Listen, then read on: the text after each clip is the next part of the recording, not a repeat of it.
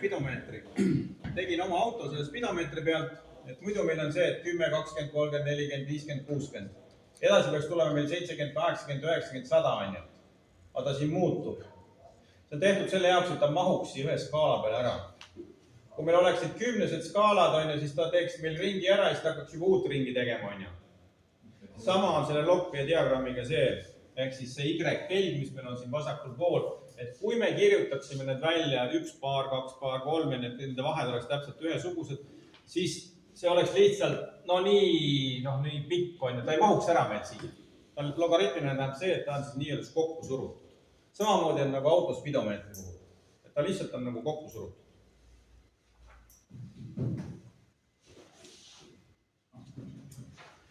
Siis võtame selle loppija diagrammi nüüd niimoodi lihtsal kujul ette. Meil on olemas siin üks nii-öelda kõver. Siis on meil olemas siinpool see gaas või külmaine on siinpool olemas. Kõik, mis jääb siia selle kõvera sisse, siin on meil tegemist seguga, ehk meil on siin nii gaasilises kui vedelas olekus külmaine. Kõik, mis jääb meil siit kõverast vasakule poole, on meil vedel külmaine, mida kaugemale ta selle küllastunud vedela kõverast, ehk siis sellest kõverast, mida kaugemale ta siit läheb, seda alajahtunum on meil see veeldunud külmaine. Tuleme nüüd siia teisele poole. See tähendab, siin on meil tegemist, kõik see siin on gaasiline olek. Mida kaugemale me selle küllastunud auru kõverast, ehk siis sellest, me liigume siiapoole. Seda üle kuumenenum on meil see aur või siis gaasilises olekus külmaine. Siin üleval otsas on see kriitiline punkt. Sellest punktist kõrgemal, kui meil on rõhk on meil siis siin, kui me rõhuga läheme sellest punktist ülesse, siis meil on nii-öelda ülekuumenenud, üle küllastunud külmaine. See tähendab seda, et meil temperatuur küll muutub, aga meil külmaine ei muuda faasi. Ehk ta tuleb siit gaasilisena ja lõpetab ka siin gaasilisena. See juhtub tavakülmas ainult CO2 puhul, et me liigume siit kriitilisest punktist üle. Kõik muud külmaained, me oleme siit kriitilisest punktist allpool. Tavaolukorras, igapäevases elus. Laboratoorsete katsete puhul, jah, ka 404 saadakse siia ülesse nii-öelda transkriitilisse tsooni. Aga see, et sa saaksid tavaelus oma tavalise selle kompressoriga siia poole, siis sa pead tegema seal endale tõesti laboratooriumi endale sinna kuskil. Sa ei saa kaubanduses tavalises külmleti peal, see ei õnnestu. Ei õnnestu teile mitte kuidagi. Aga CO2, jah, tema ongi niimoodi, käitubki niimoodi. Ja kõigis tabelites on siin need ära toodud absoluutrõhuna, see on kõik, mis me siit rääkisime ja need käivad selle EN378 standardi kohta.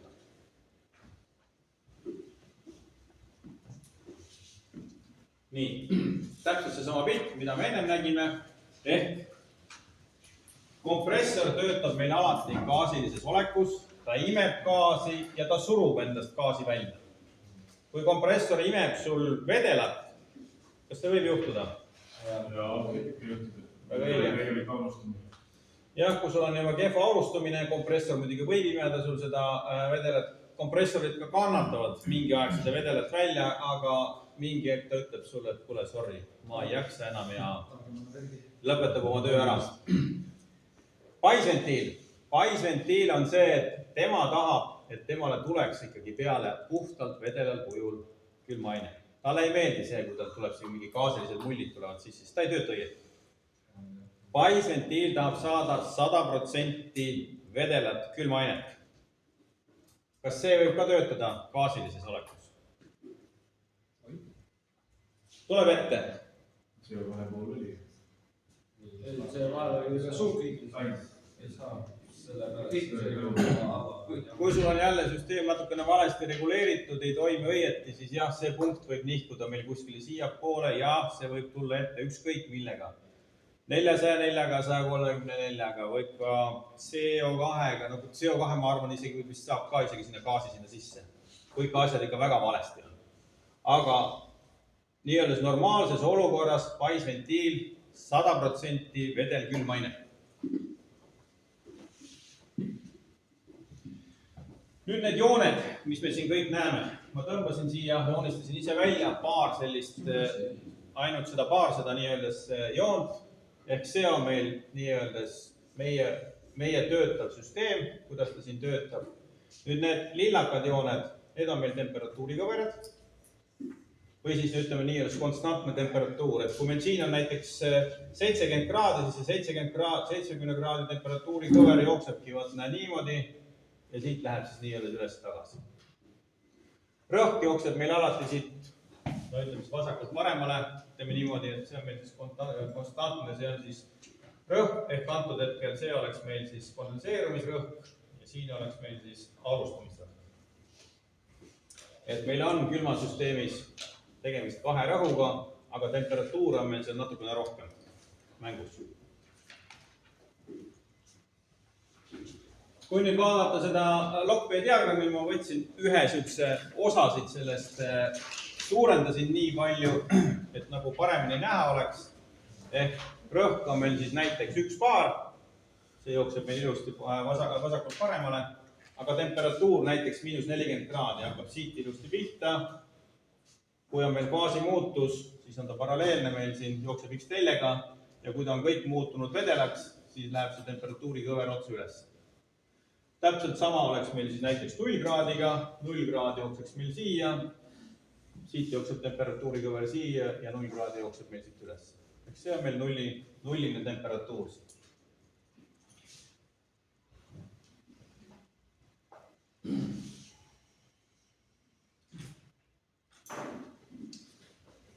Siis on olemas veel entalpia, mida siit pealt nii-öelda vaadatakse.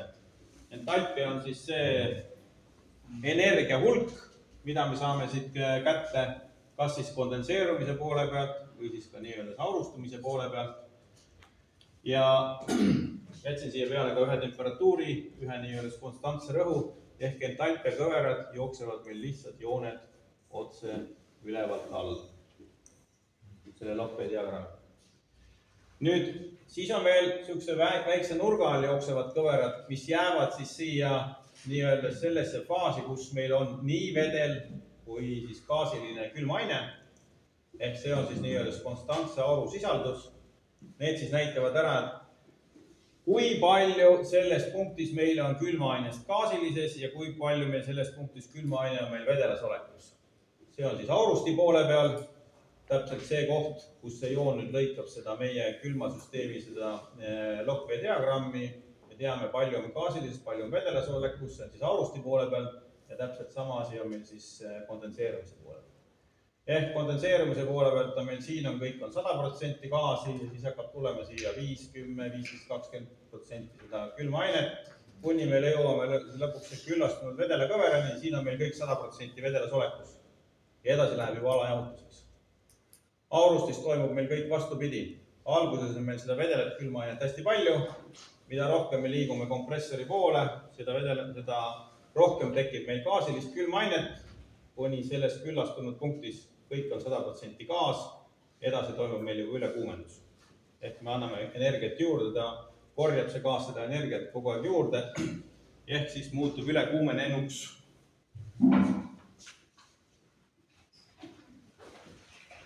Siis entalpia aurusisaldus. Nüüd siis selle Lockbay diagrammi peal jälle ma võtsin ühe lõigu või ühe osa sellest Lockbay diagrammist, suurendasin, et teda parem näha oleks. Entalpia on siin ilusti siin all ära toodud. 200 kilotšouli kilogrammi kohta, 150 kilotšouli kilogrammi kohta, 100 kilotšouli kilogrammi kohta, noh ja nii edasi. Need on siis nii-öelda see energia hulk. Need sinised jooned, mis meil siin, mustad jooned siin peal, see, mis on 0,7, 0,6, 0,5, 0,4 ja nii edasi, need näitavad, palju meil on siis sellest külmaainest gaasilises ja palju on siis nii-öelda vedelas olekus. Kui siin selle koha peal on meil nii-öelda 1,0, see tähendab seda, et siin on meil 100% gaasi, siin on 90% gaasi, 80% gaasi, 70, 60, 50, 40, 30, 21 ja siin meil ei ole üldse gaasilises olekus gaasi, kõik on nii-öelda vedelas. Või siis vastupidi, 10% vedelat, 20% vedelat, vabandust, mitte vedelat, gaasilist. Või teistpidi on see, et kui meil siin on 90% gaasi, siis on 10% vedelat. Kui meil siin on 60% gaasi, järelikult 40% on vedelat. Ja nii jälle vastupidi. Kui siin on 10% gaasi, siis tähendab seda, et 90% kuulub ju vedelasse külmainesse. Ja niimoodi saate kätte, et teate palju seal on siis seda gaasilist või vedelat külmainet. Siis on olemas veel need konstantne entroopia ja konstantne ruumala. Need küll puudutavad nüüd ütleme siis seda projekteerimise poolt. See nagu teid ei mõjuta. Nii palju ma võin nüüd öelda, tähendab konstantse entroopia kohta nüüd nii palju, et kui te joonistate nüüd juba konkreetsete parameetritega oma külmasüsteemi siia välja, siis mida ligi lähedasem on teil see kompressori kõver, selle konstantse entroopia nii-öelda kõveraga, mida lähedasem ta see on sellele, seda ideaalsemalt teil kompressor töötab. Väiksemate kadudega siis nii-öelda. Mida suuremaks hakkab teil see kompressori see töönurk siit minema, seda kaugemale ta muutub sellest nii-öelda ideaalsest töötsüklist, seda rohkem on teil kompressoris kadus. 100%, et meil oleks ilma kadudeta kompressori töö, no seda ei saa mitte kunagi olema. Seal on alati mingisugused hõõrdumised, mida iganes, sellist asja ei ole olemas. Teoreetiliselt jah, me võime selle mingi välja arvutada, meil on mingisugune takistus laagrites, meil on takistus kolb, kui käib seal need kolvirõngad käivad mööda silindrit, meil on takistus igal pool. Ehk meil jääb ta niisuguse väikse nii-öelda nurga alla siin. Mida järsem on see nii-öelda nurk, seda kehvemini see kompressor töötab, seda väiksem on tema kasutegu.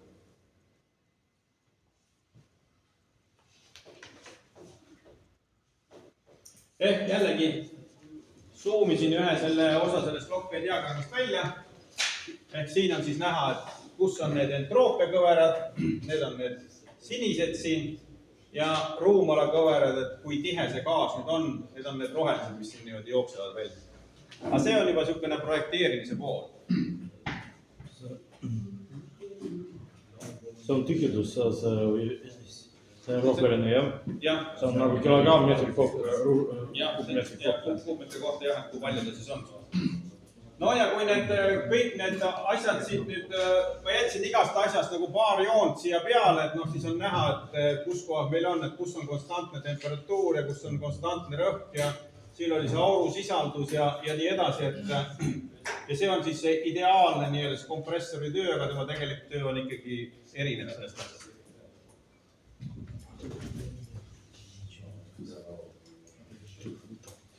Nii, oota, vaata, palju kell on. Paar slaidi veel, siis me teeme väikse vahepausist.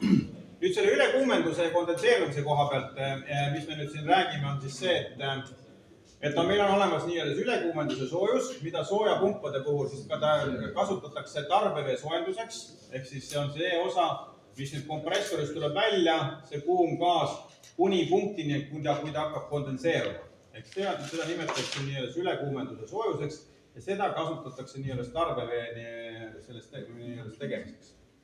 Nüüd see teine osa, ehk see kondenseerumissoojus, nagu te näete, see on siis siit, kui ta hakkab tekkima esimene nii-öelda vedelase külmaaine tilk, kuni siis enne paisventiili, see on siis nii-öelda kondenseerumine ja alati kondenseerumise osa on alati suurem, kui on see ülekuumenduse osa.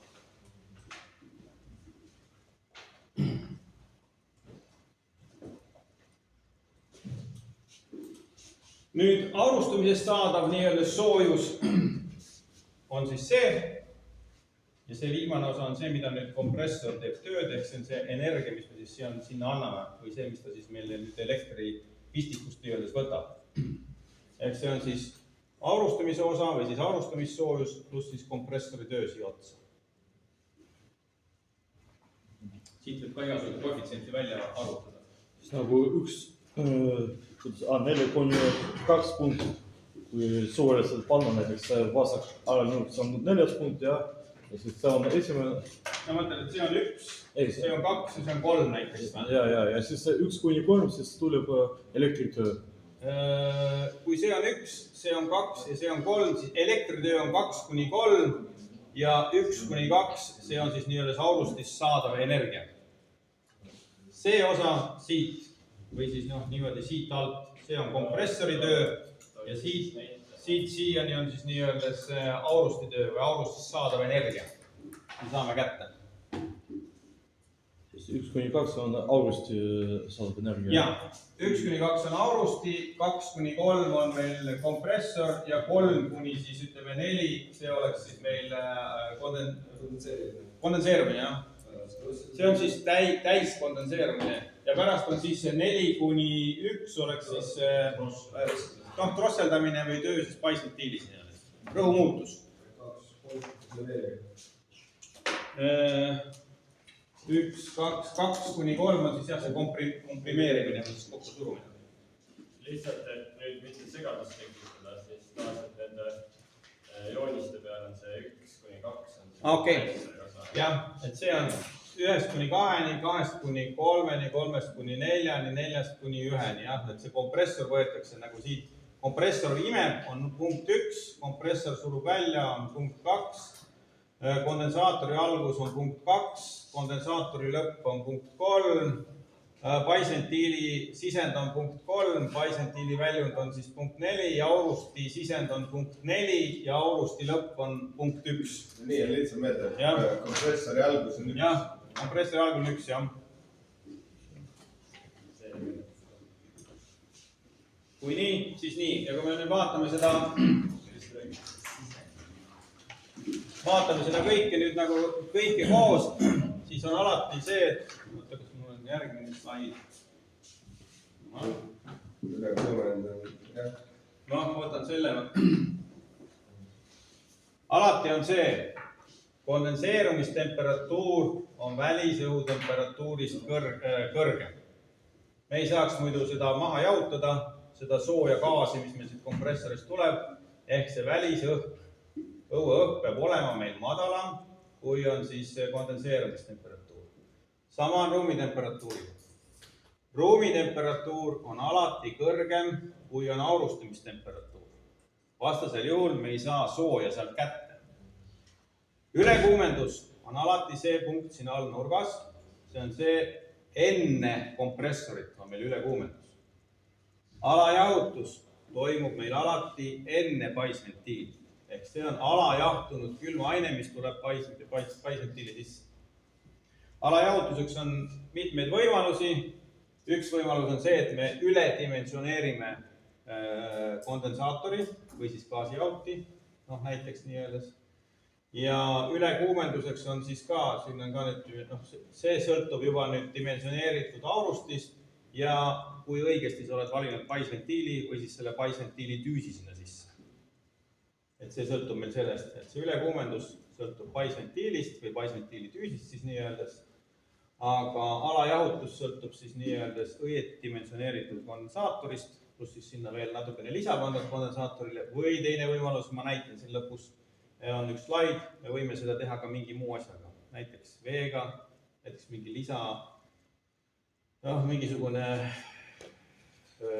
mingisuguse näiteks lisaõhuga, külma veega, teise külmasüsteemi või teise süsteemi, näiteks paneme siia mingi lisaaurusti, mis selle veel maha jahutab, et seal on neid erinevaid lahenduskäike on hästi palju. Ehk kui meil on ülekuumendus 0 kelvinit, siis kirjutatakse superheat võrdub 0 kelvinit ja siis asub see punkt täpselt selle joone peal meil siin. Ehk enne kompressorit on meil see punkt siin joone peal ja siit tõmmatakse siis nüüd see joon ülesse. Olenevalt sellest, mis on meil siis selle kuuma gaasi temperatuur. Sama on meil see, et kui meil alajahutus on 0 kelvinit, siis see punkt asub selle küllastunud vedela kõvera peal. Ta ei ole meil kuskil siin, ta ei ole meil kuskil siin, kui on 0 kelvinit alajahutus, siis on ta täpselt selle kõvera peal. ehk nüüd sama on see, nagu ma siin kirjutasin, alajahutus on 0 kelvinit, noh, et see tee subkuulis on 0 kelvinit, siis asub punkt küllastunud vedeliku kõvera peal.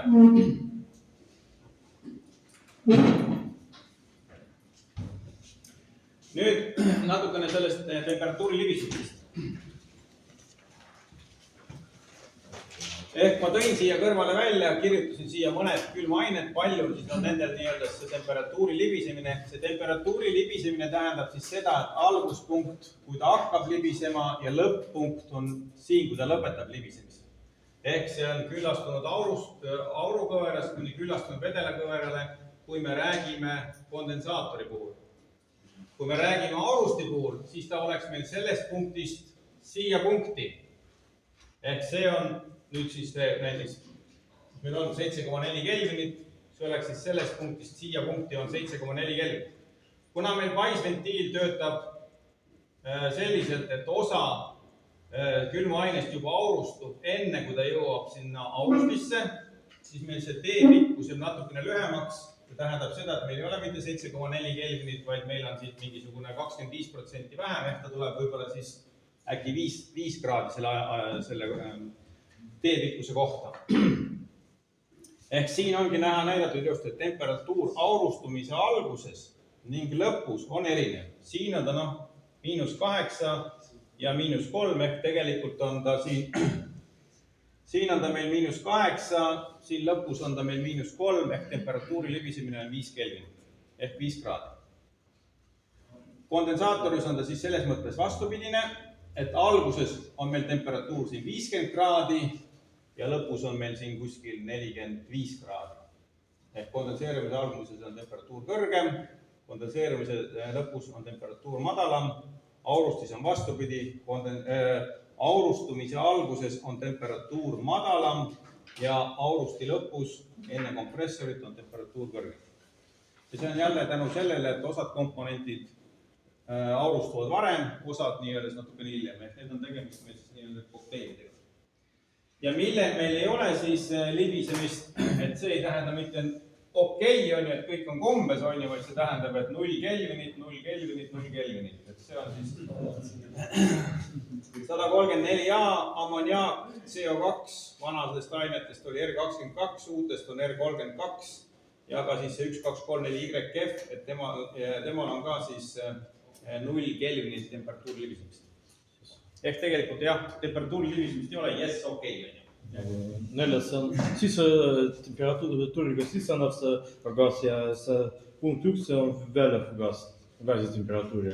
No näiteks, kui me räägisime, see on all. See on 1 punkt, jah. See on meil punkt 1, see on meil punkt 2, see on meil punkt 3 ja see on meil punkt 4. Et kui me räägime aurustist puhul, siis punktis 4 on temperatuur madalam kui punktis 1 siis, jah. Ehk siit on ju näha ka, et kui muidu jooksevad meil need temperatuuri, need kõverad jooksevad meil paralleelselt selle X-teljega, mis meil siin all on, siis nende libisevate külmaainete puhul on need temperatuuri kõverad ei ole mitte paralleelselt X-teljega, vaid nad on juba natukese niisuguse nurga all on nad siis. Ja see nurk nüüd sõltub sellest, et kui palju tal seda libisemist on. Kui meil on siin selle R410, ta on siis praktiliselt paralleelne selle X-teljega siit alt. Tema see kaldenurk on nii pisikene, et sa ei saa sellest aru. Mida suurem on selle külmaaine libisemine, seda rohkem hakkab see nurk siin temperatuuri kõverate nurk hakkab siin muutuma. Ehk see nurk muutub aina suuremaks. Põhimõtteliselt see on nagu 4 ja 1 punktid pannakse püsirõhuga. Jaa, need on püsirõhuga, jah, et sul on see, rõhk on sama, aga temperatuur on see, mis sul siis nii muutub, et sul on me räägime temperatuurist kondenseeruma hakkamisest kuni temperatuurini kondenseerumise lõpus. Ehk me räägime kondensaatori puhul, me räägime nüüd küllastunud aurukõverast ehk siit punktist kuni küllastunud vedelakõverani siia punkti. Pärast seda võib sul siin veel toimuda alajahutus, siis nagunii temperatuur muutub. See enam ei oma nagu selles mõttes tähtsust. Või tähendab, see on juba nüüd järgmine asi. ja kui me räägime nüüd selles mõttes aurusti poole pealt, siis on ta jah, et alguses on temperatuur madalam ja siin küllastunud aurupunktis on siis temperatuur kõrgem. Pärast seda toimub meil veel ülekuumendamine, siis nagunii toimub see temperatuuri muutus. Seal ei ole tähtsust, et kas meil on nüüd tegemist selle ühe komponentse ainega või on meil tegemist mitme komponentse ainega, ülekuumendus toimub meil ikkagi ja seal on nagunii temperatuuri muutus.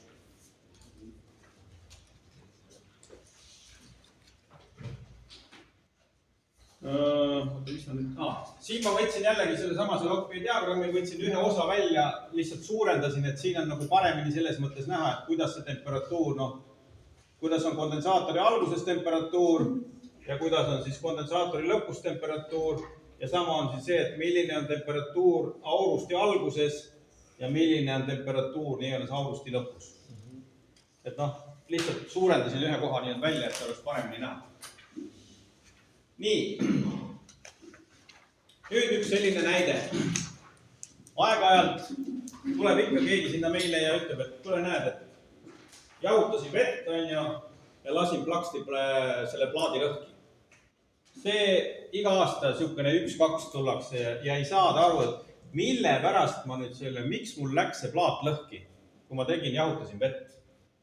Et mul oli ju kontroller seal peal ja mõõtis ilusti ja temperatuurid olid ka nagu kõik okei, on ju. Aga miks ta mul nüüd nagu selles mõttes sinna puruks läks?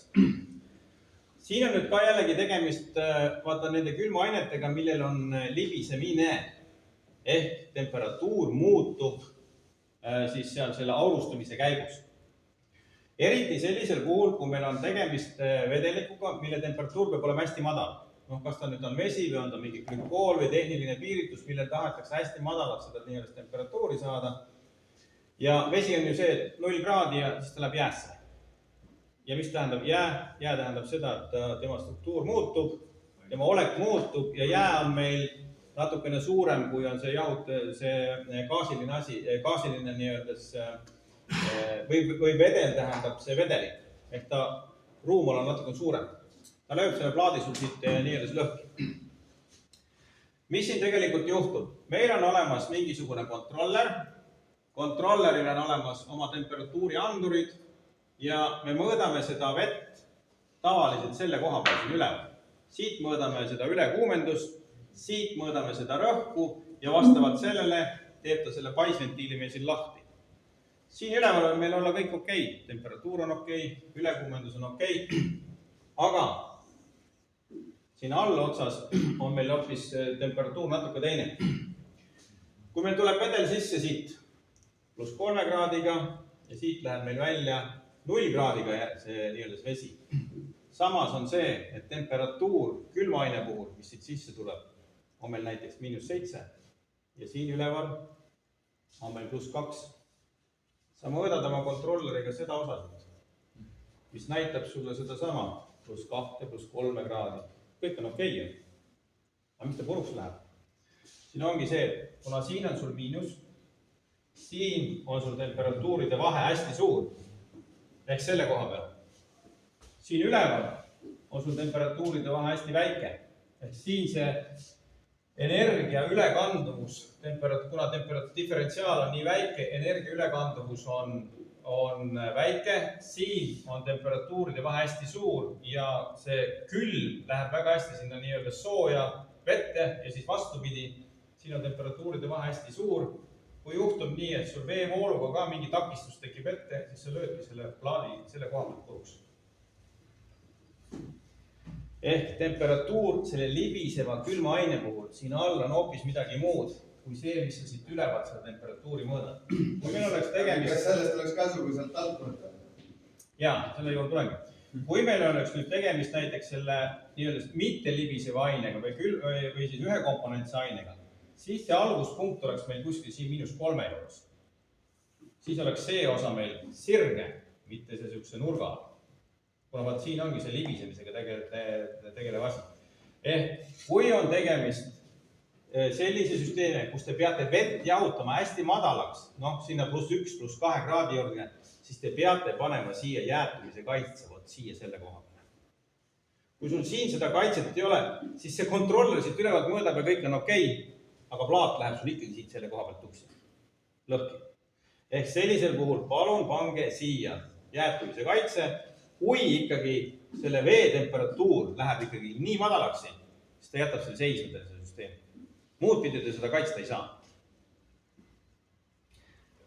Sai see nagu selgemaks, et ei laseks neid plaate lõhku, kui te tegelete mingi chilleri või mingisugused asja. Et miks nad lähevad lõhki? Ongi just nende libisevate ainetega, kui on tegemist. Kas oleks vahepeal